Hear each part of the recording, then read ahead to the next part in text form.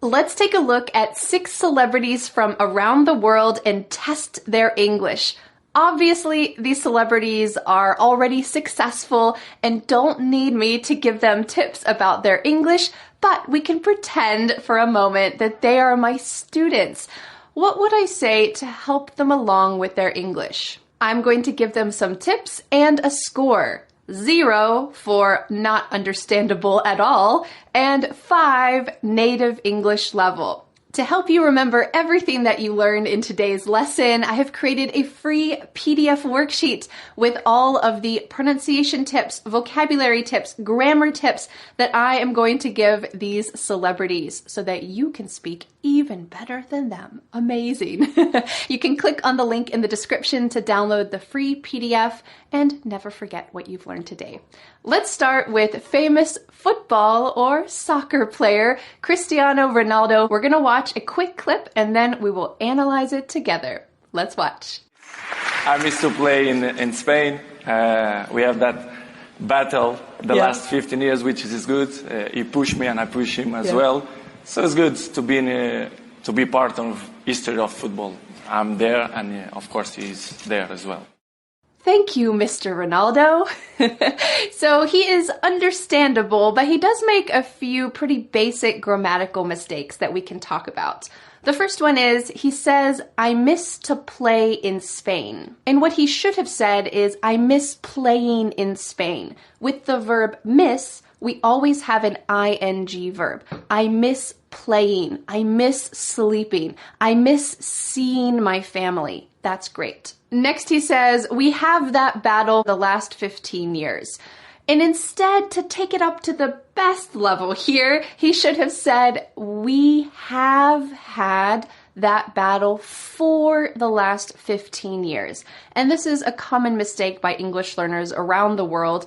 The present perfect verb tense is pretty tricky to know when to use it, when not to use it, and adding the word for compared to since, or maybe not adding it at all, can be tricky as well. But in this sentence, he's talking about something that was in the past and it is continuing to today. We have had that battle for 15 years. It is still continuing. And finally, he said, he pushed me and I push him as well.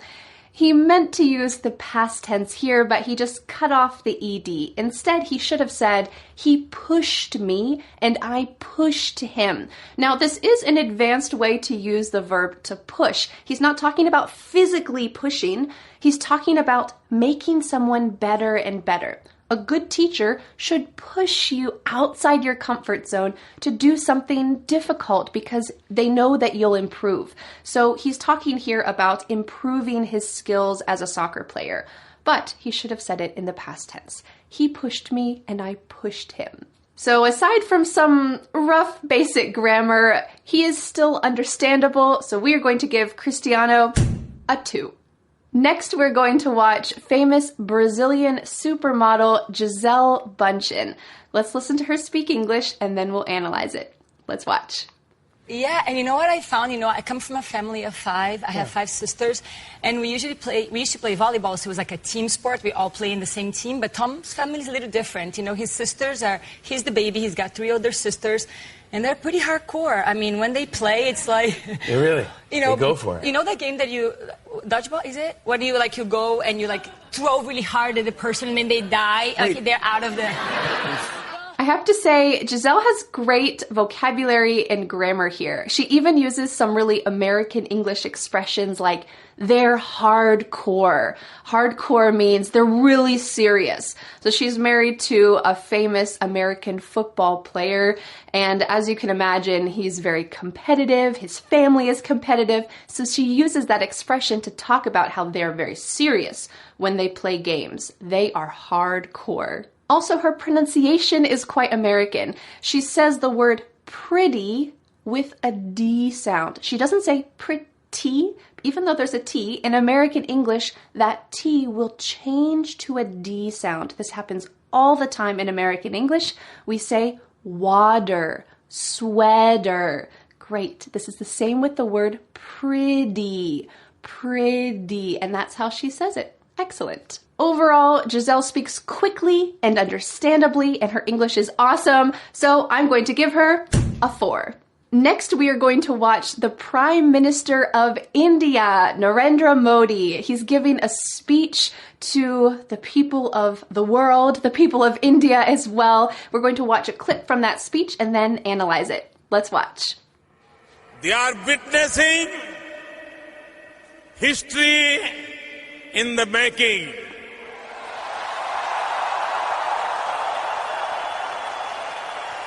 Mr. President, you had introduced me to your family in 2017.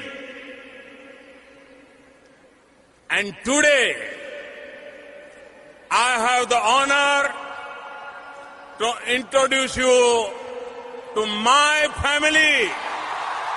Because this is a political speech, and maybe it was written by someone else, maybe it was written by him, but it's something he can practice in advance, the grammar and vocabulary are awesome. He also speaks slowly enough that even though he has some difficult pronunciation points that we'll talk about in a moment, he's still understandable. And that is really the goal here. The things that I'm mentioning that he can improve are just to take it to the next level. The most important thing is that he is understandable. So let's talk about some pronunciation points. At the beginning of this clip, he says, "We are witnessing," but he doesn't say it with a clear W like that. Instead, he uses a V sound. He says, "We are witnessing." Now, this isn't completely ununderstandable, but it's important that each word is as clear as possible so that the vast majority of people can understand. So mixing up the W and the V sound is a common mistake with people around the world, and what you need to do to have a clear W is to make a little kissy face. We are witnessing. And with the V sound, your top teeth are on your bottom lip. Vanessa. So in this situation, making a little kissy face will help the W to be very clear. We are witnessing. Next, I want to talk about a point that is very typical in Indian English, and maybe for people in India, it's extremely understandable. But for people outside of India, it might make it a little bit more tricky to understand. And that is the R sound. So I heard this in 2 different words. The first word is honor, and the next one is introduce. So in American English, the R is very hard. Honor, introduce. But in Indian English, it's often rolled. So what I heard the Prime Minister say is honor, where it's not very strong. It's rolled inside the mouth. Or for the word introduce, he said introduce. It's inside the mouth instead of a strong R sound. So in India, this will be very understandable to other people from the country. But I just want to give you a little tip if you are from India, or if this is something that is tricky for you in your native language, to try to have a hard R sound, and that will really help your speech to just take it up to the next level as far as being understandable. Honor, introduce. So overall, Prime Minister Modi, you speak slowly enough, clearly enough that you are absolutely understandable. So I'm going to give you a 3. Next, we're going to take a look at the most famous South Koreans at the moment, the singing group BTS. There are 7 people in this group, so it's a little bit tricky to give them an overall score, but I want you to listen and I will help to pull out a couple points to help them become better English speakers. Let's watch. Who is BTS leader? Namjoon Kim. Kim Namjoon. Our leader is very smart and very kind. Oh yeah, very Very strong. Very healthy. Big body. Very handsome. First of all, I have to give them some credit because they are native Korean speakers, but they're doing presentations and speeches and interviews in English. This is unbelievably scary, tricky. I'm sure they feel really nervous and they want to say the right thing. They want to, be themselves. So they're already in a tricky situation because they are suddenly overnight international superstars. So I want to give them a little credit before I give them some pronunciation advice. Let's start with the first word. I heard them say the word leader. So the question is, who is the leader of BTS? But a common mistake that I often hear my East Asian students make is exchanging the R for the L sound. Now, I lived in South Korea for 3 years, and I struggled to make the Korean R sound. So I absolutely understand that in reverse, for Koreans, the English L and R sound are also tricky. I was there, I understand. So instead of saying leader, I heard him say reader instead of leader, reader. So if you want to make a clear L sound, your tongue can go between your teeth. Leader, leader. So he could have said, who is the leader of BTS? Who is the leader, leader? Next, I heard many of them using the word very. This is a common thing that I hear kind of beginner English learners overuse. There's no problem in saying the word very. Oftentimes, American English speakers will say really instead of very. So it's more common to hear really. Oh, he's really amazing. He's really handsome. He's really great instead of very. But I want to talk about a pronunciation point that I heard. Instead of saying very, I heard berry. He exchanged the V for the B sound. This is common for Korean speakers, it's common for Spanish speakers, it's common for a lot of other languages around the world. And I want to help you, remind you, we talked about the V a moment ago, that if you want to say very, your top teeth are on your bottom lip. Very. He's very handsome. He's very smart. Very. You don't want to say that he's berry because that is talking about a fruit. Instead, very.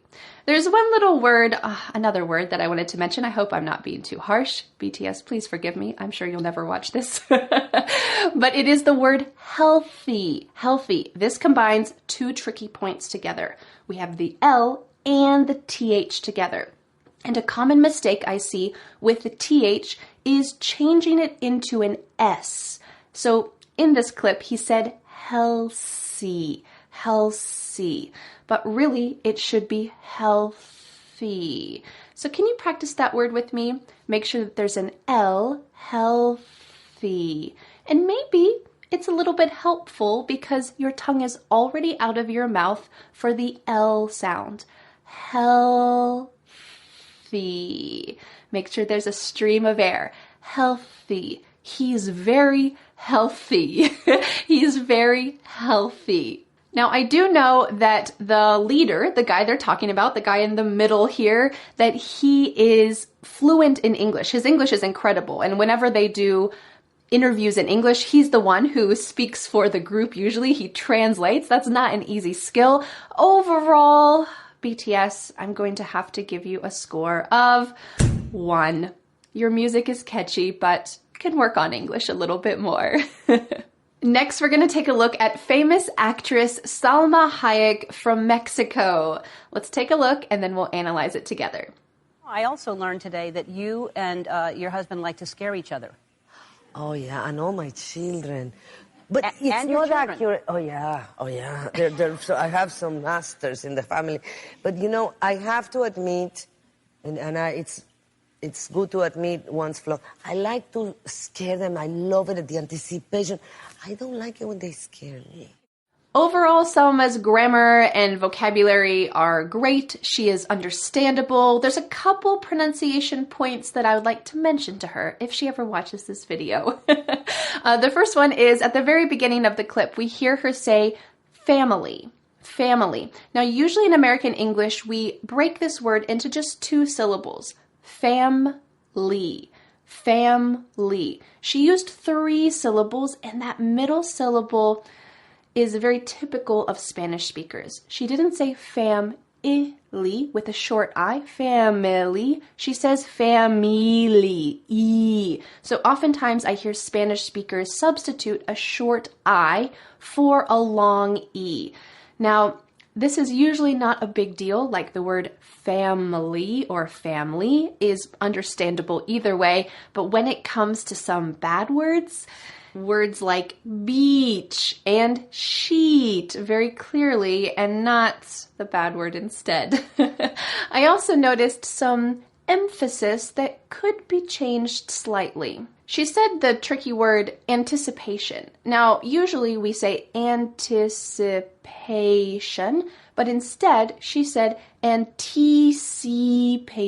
So here again, she's using that long E sound, anticipation. Now we can still understand it, but overall, Salma, if you would like to level up your English, practicing the short I would help a lot.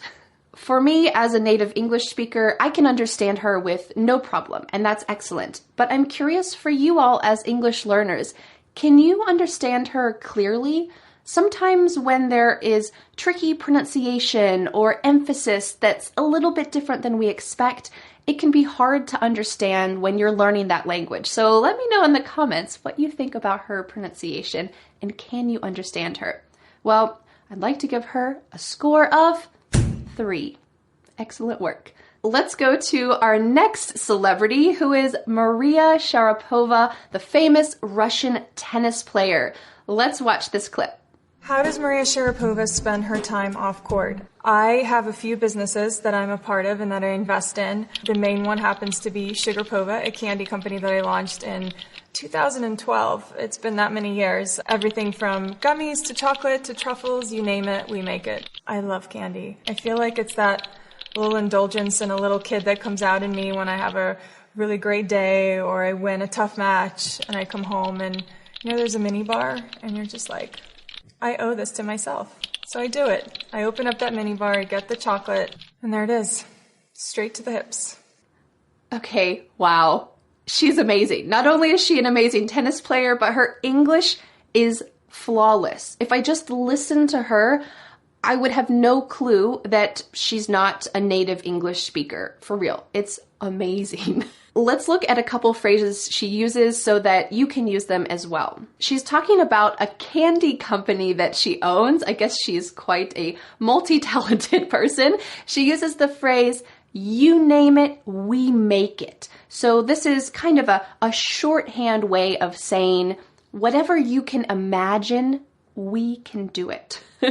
So if you can imagine any kind of candy, well, they can make it. So that means they can do a lot of really cool things. You name it, we make it. Cool. At the end of this clip, she says, and there it is, straight to the hips. And the way that she uses this also is so comfortable and so casual that we know she has an excellent handle on English.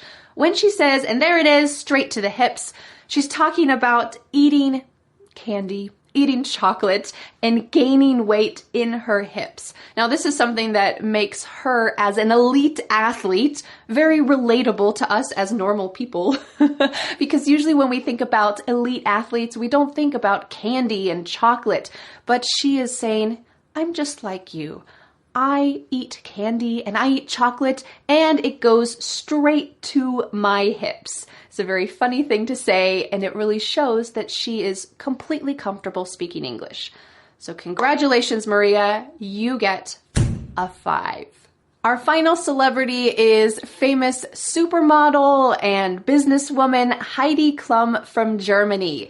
Let's watch a clip where she's talking about when she was a host on a famous singing show. Let's watch.